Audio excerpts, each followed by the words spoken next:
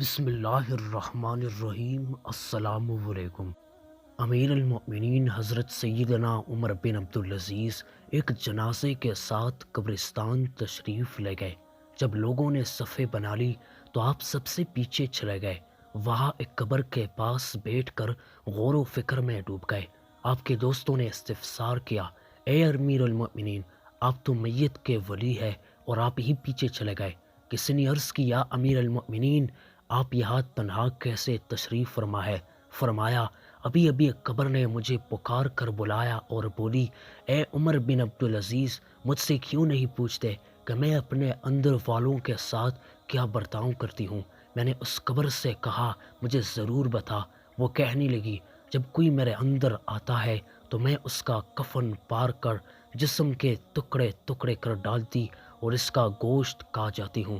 کہ آپ مجھ سے یہ نہیں پوچھیں گے کہ میں اس کے جوڑوں کے ساتھ کیا کرتی ہوں؟ میں نے کہا، ضرور بتا۔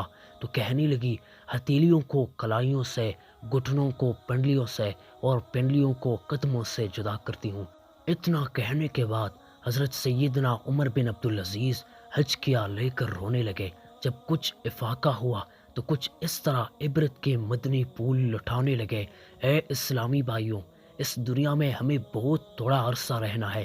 جو اس دنیا میں سخت گناہ گار ہونے کے باوجود صاحب اقتدار ہے، وہ آخرت میں انتہائی ذلیل و خوار ہے۔ جو اس جہاں میں مالدار ہے، وہ آخرت میں فقیر ہوگا۔ اس کا جوان بوڑھا ہو جائے گا اور جو زندہ ہے وہ مر جائے گا۔ دنیا کا تمہاری طرف آنا تمہیں دھوکے میں نہ ڈال دے، کیونکہ تم جانتے ہو یہ بہت جلد رخصت ہو جاتی ہے۔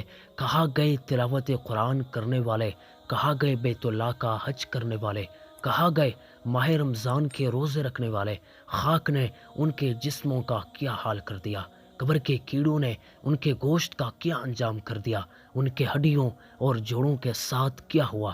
اللہ عز و جل کی قسم، دنیا میں یہ آرام دہ نرم نرم بستر پر ہوتے تھے، لیکن وہ اپنے گھروں والوں اور وطن کو چھوڑ کر راحت کے بعد تنگی میں ہے۔ ان کی بیواؤں نے دوسرے نکاح کر کے دوبارہ گھر بسا لیے، ان کے اولاد گلیوں میں در بدر ہے، ان کے رشتہ داروں نے ان کے مکانات و میراث آپس میں بانٹ لی۔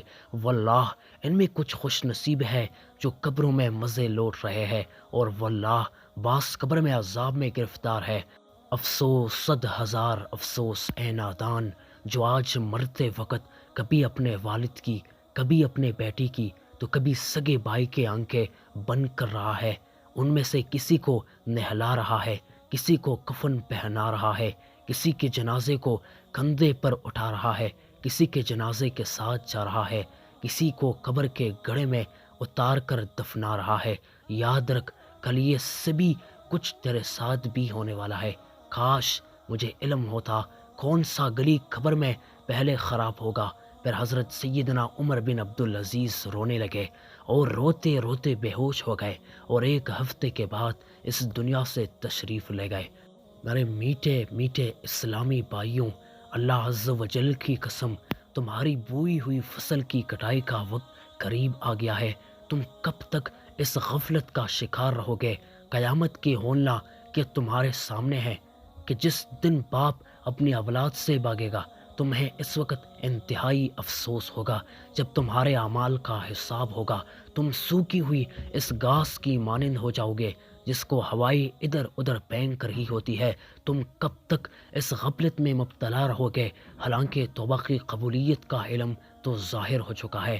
اے خواہشات کے سمندر میں غرق ہونے والوں، نجات کی کشتی پر سوار ہو جاؤ اور اپنے افعال سے برائیوں کا جڑ سے خاتمہ کر دو۔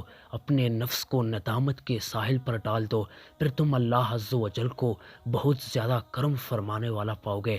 پیارے اسلامی بھائیوں، اللہ عز و جل کی بارگاہ میں ذلت اور عاجزی کے ساتھ اپنے ہاتھ پھیلاؤ اور اس گڑی گریہ وزاری کرتے ہوئے پکارو، اے وہ ذات جس کی نافرمانی کرنا اس کو نقصان نہیں دیتا اور نہ ہی جس کی اطاعت کرنا اس کو کوئی فائدہ دیتا ہے، انا ارحم الراحمین، ہم تجھ سے سوال کرتے ہیں کہ تو ہماری خرابیوں کے بدلے درستی عطا فرما اور خسارے کے عوض نفع عطا فرما۔ اے وہ ذات جس کے نور کی مثال ایسی ہے جیسے ایک طاق جس میں چراغ ہے، اپنی رحمت سے ہمارے معاملے میں درگزر فرما۔ وصلی اللہ علی سیدنا محمد وعلی آلہ وصحبہ وسلم تسلیما دائما الی یوم الدین۔ میرے پیارے دوستوں، اگر ویڈیو اچھی لگی ہے تو ویڈیو کو ضرور لائک کرنا اور ایسے بہترین اسلامی واقعات کے لیے ہمارے چینل عالم اسلام کو ضرور سبسکرائب کرنا۔